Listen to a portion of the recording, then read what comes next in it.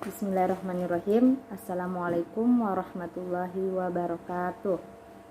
Perkenalkan, nama saya Fatihatul Fadiyah dari Prodi Pendidikan Agama Islam, Kluster pertama. Baiklah, saya akan membahas materi tentang teori belajar bermakna Ausubel. Jadi bagian A itu teori belajar bermakna Ausubel. David Ausubel adalah seorang ahli psikologi umum pendidikan yang terkenal dengan teori belajar bermakna. Ausubel membedakan antara belajar menemukan dengan belajar menerima. Pada belajar menerima, siswa belajar menemukan konsep. Jadi tinggal menghafalnya. Tetapi pada pelajar menemukan konsep ditemukan oleh siswa. Jadi tidak menerima pelajaran begitu saja. Menurut Ausubel, pelajaran bermakna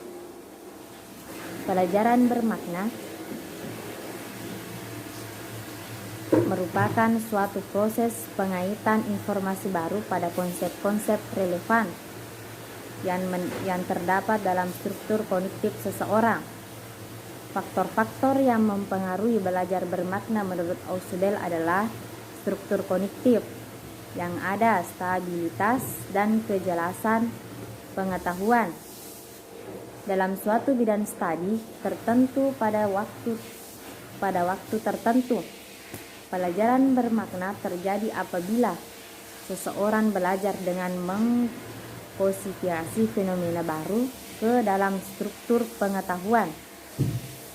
Pada struktur pengetahuan mereka. Bagian B, teori belajar menurut Ausubel.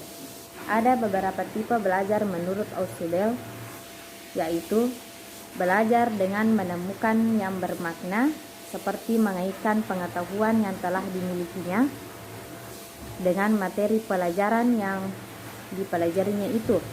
Yang kedua, belajar dengan menemukan yang tidak bermakna, seperti pelajaran yang dipelajari ditemukan sendiri oleh siswa mengaitkan pengetahuan yang dimilikinya, kemudian dia hafalkan.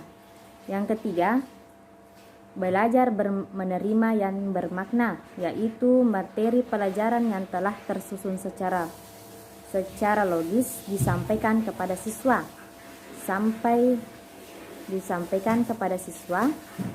sampai bentuk akhir.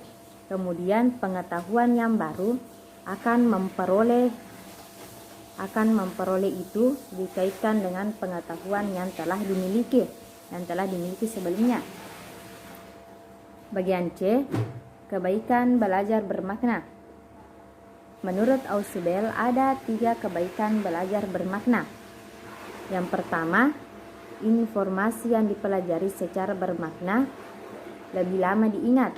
Yang kedua, informasi baru yang telah dikaitkan konsep yang telah dikuasai sebelumnya, sehingga memudahkan proses belajar pembelajaran berikutnya untuk memberi pelajaran yang mirip.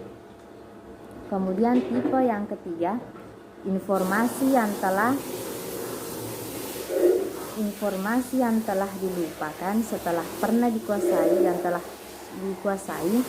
sebelumnya masih meninggalkan bekas, sehingga memudahkan proses belajar mengajar untuk materi yang mirip walaupun telah dilupa.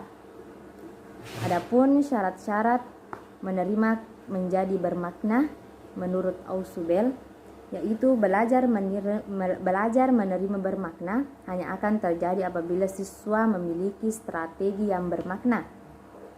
Adapun yang kedua itu tugas-tugas belajar yang diberikan kepada siswa harus sesuai dengan pengetahuan yang telah dimiliki siswa.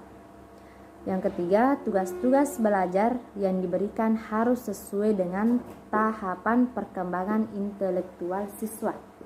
Baiklah, itu saja materi dari saya. Sekian, wassalamualaikum warahmatullahi wabarakatuh.